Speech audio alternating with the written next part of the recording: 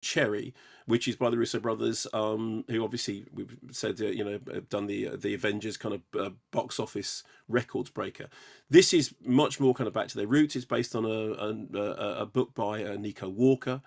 Tom Holland is this lost soul. We first meet him robbing a bank, and then he narrates a story, and he looks back over his life over 15 years to see how he ended up in this sorry end. So we see his meeting with his sweetheart, who's played by Ciara Bravo, his heartbreak and him then enlisting in the army, and then going into the army and facing horrors in on the battlefield, and yet rekindling his relationship that he will then attempt to go back to, but obviously will be dogged by all the horrors that he's seen whilst in the war. Here's a clip. Are you seeing bad things? Yeah, a little. Are people getting killed? Because I'm seeing on the news that people are getting killed. Hello? Yeah, baby, I'm here.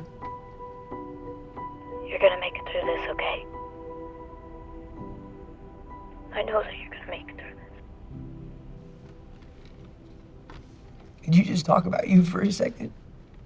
What's going on with you? So he then goes back to his hometown. He's got PTSD. He starts getting a growing opioid dependency. And what then happens is that he and his girlfriend, who he's married to, he and his wife, fall into this kind of a drug addiction.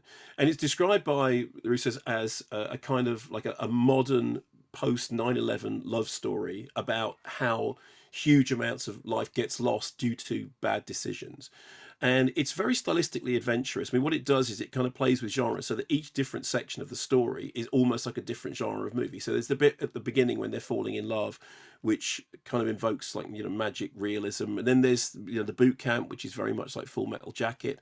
And then there's the stuff when they're in the war, which is very kind of expansive and, has an almost epic sweep to it. And then it's him returning back to his hometown and the kind of disconnection of the period when they're drug addicts.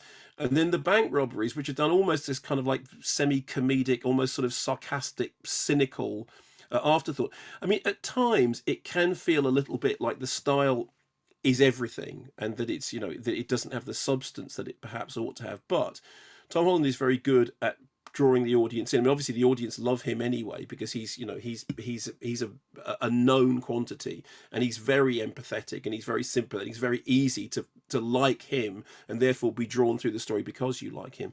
So I think it's kind of flawed. It's got very, very sniffy reviews. I think some of which are just kind of are being blinded by the style. I mean, I think it's not perfect by any means, and there are a lot of things that are wrong with it, but Tom Holland's performance does draw you through it.